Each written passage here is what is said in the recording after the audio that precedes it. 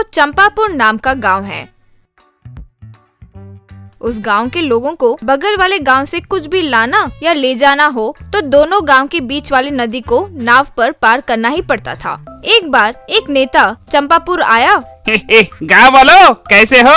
आने वाले इलेक्शंस में हमारी पार्टी की तरफ से ये बलदेव को खड़ा कर रहे हैं, इससे जरूर जिताना होगा। यूँ कह ही रहा था कि वहाँ सभा में आए लोग एकदम से खड़े होकर चले गए।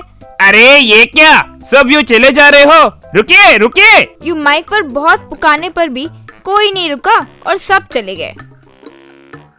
नेता तब बलदेव से, लगता है तेरा समय ही खराब चल रहा है, लगता है उन्हें तेरा मुंह पसंद नहीं आया, कल जरा ग्लैमरस दिखना, ठीक है? मैं फिर आऊंगा ना। सर ग्लैमर क्या है सर? सचिन रूपवान है क्या? अब्दुल कलाम जी या फिर मदर तेरेसा बहुत खूबसूरत दिखती थी। आपने अपने पिछले साल इलेक्शंस में किए गए वादे पूरे नहीं किए, इसीलिए सब चले जा रहे हैं। वाह क्या बात कही है, जैसे हमें पता ही ना हो। पहले दिन ऐसा हो गया, इसीलिए हम तुम्हें पार्टी से निकाल रहे हैं, कहकर चला गया।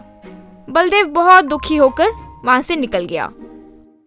उस शाम नदी के किनारे एक बूढ़ी औरत अपनी छड़ी पकड़कर इधर उधर देख रही थी।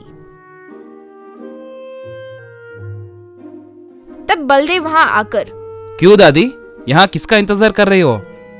मेरा पोता बहुत समय के बाद आ रहा है तो इंतजार कर रही हूँ कि नाव कब आएगी। बलदेव और दादी मिलकर बहुत समय नाव का इंतजार किए, लेकिन आखिर नाव नहीं आई।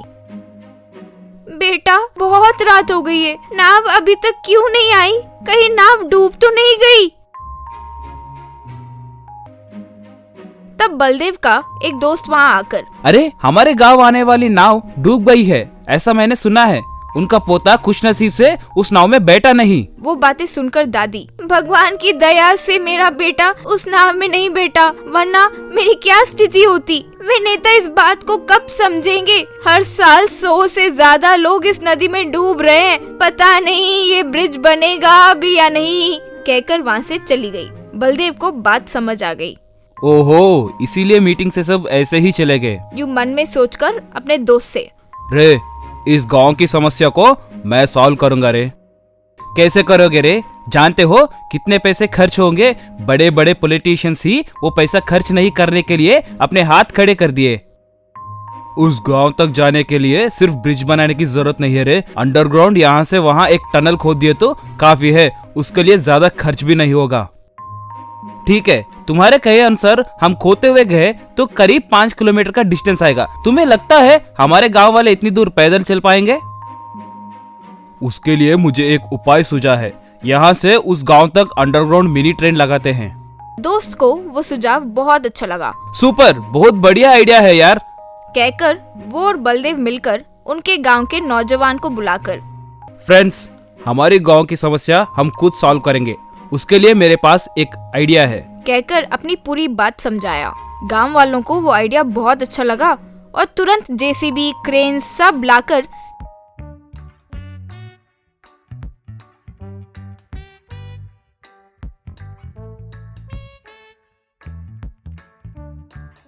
नदी के नीचे एक बड़ा सा सुरंग तैयार किए। बलदेव तब स्टेशन मास्टर को बुलाकर, सर ये अंडरग्राउंड टनल हम सब गांव वालों ने मिलकर बनाया है, इस टनल के रास्ते से क्या आप हमारे लिए एक मिनी ट्रेन का इंतजाम कर सकते हैं? कहकर रिक्वेस्ट किया। इतने सारे लोग मिलकर हमारी गांव की समस्या को दूर करने की कोशिश कर रहे हैं, तो मैं भला मदद क्यों ना करूंगा। एक पुराना इंजन और ट्रेन है, वो यहाँ चला सकते हैं। फिर उस गांव के टनल में मिनी ट्रेन का इंतजाम हो गया। गांव वाले उस ट्रेन में बैठकर अंडरग्राउंड टनल से जब जा रहे थे तो नदी में मौजूद छोटे छोटे मछली और वो दृश्य देखकर आश्चर्य रह गए। फिर कम समय में ही वो ट्रेन बहुत ज्यादा मशहूर हो गया। गांव वाले फिर बलदेव की प्रशंसा किए। फिर बाद में वो नेता आया। हाँ, मुझे पता है बलदेव कि तुम जैसा कोई नहीं है, इसीलिए तुम्हें फिर हमारी पार्टी में ज्वाइन करवाने आया हूँ। नहीं सर, मैं इंडिपेंडेंट ही इलेक्शंस में खड़ा होऊंगा। उस साल के इलेक्शंस में बलदेव अंडरग्राउंड ट्रेन को चिन्ह की तरह लगाया। गांव वाले फिर बलदेव को जिता दिए। एक गांव में संदेश नाम का एक बड़ा व्यापारी हुआ करता था।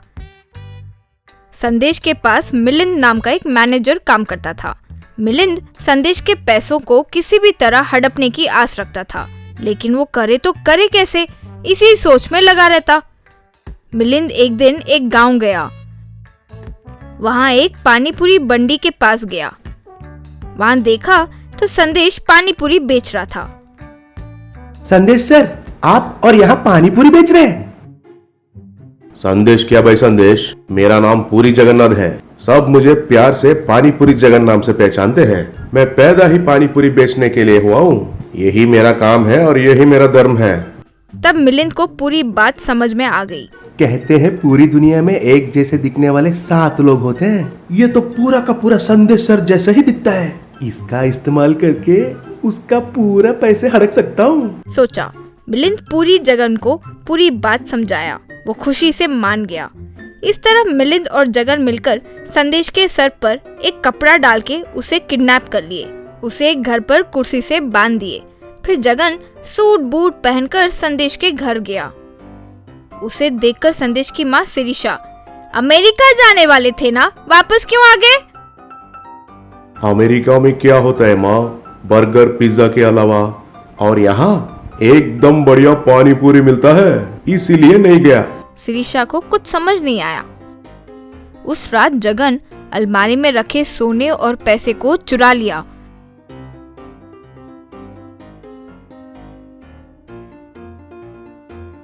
उन्हें मिलिंद को दिया। उसके बैंक में बहुत पैसे हैं। तुम उसका सिग्नेचर बहुत अच्छे से प्रैक्टिस करो। 1 हफ्ते में पूरे पैसे हड़प लेंगे। तब तक ध्यान से रहना, ओवर एक्टिंग मत करना। अगले दिन जगन भगवान के पास एक पानीपुरी रखकर उसे नमस्कार किया। ये देखकर शिरीषा, इसे अचानक पानीपुरी का क्या भूत चढ़ा हुआ है, सोची। फिर जगन खाना बनाने वाले और काम वाले को बुलाकर, आज से तुम लोग इवनिंग स्नैक में पानी पूरी ही बनाओगे और वैसे ही आप लोग घड़े और बकेट का इस्तेमाल नहीं करोगे।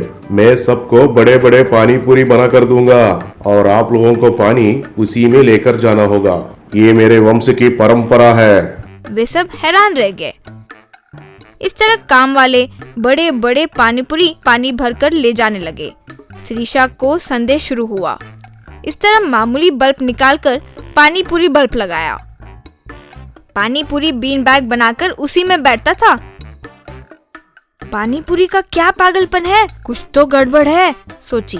एक दिन जगन घर के सामने एक बड़ा पानीपुरी स्विमिंग पूल बनवाया। फिर उस पानीपुरी स्विमिंग पूल में नहाने लगा। इतने में शिरीषा वहाँ आई और देखा तो उसके गर्दन पर एक बड़ा सा तिल था। तब शिरीषा आकर, तेरी गर्दन पर इतना बड़ा तिल है, मैं बचपन से कभी नहीं देखी। इतने समय से कैसे छुपाए बेटा? वो बचपन से नहीं है ना, कल परसों ही आया है। शिरीषा को पूरी बात समझ आ गई। वो तुरंत पुलिस को फोन लगाई।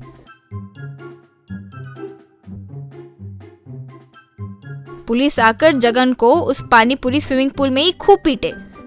तब वो पूरी बात बता दिया। तब पुलिस संदेश को छुड़वाए। मिलिंद और जगन को जेल में डाल दिए। मिलिंद जेल में, अबे वो गधे, अपनी पानीपुरी की पागलपन की वजह से पूरा प्लान का सत्यानाश कर दिया रे, कहकर अपना सर पकड़ लिया।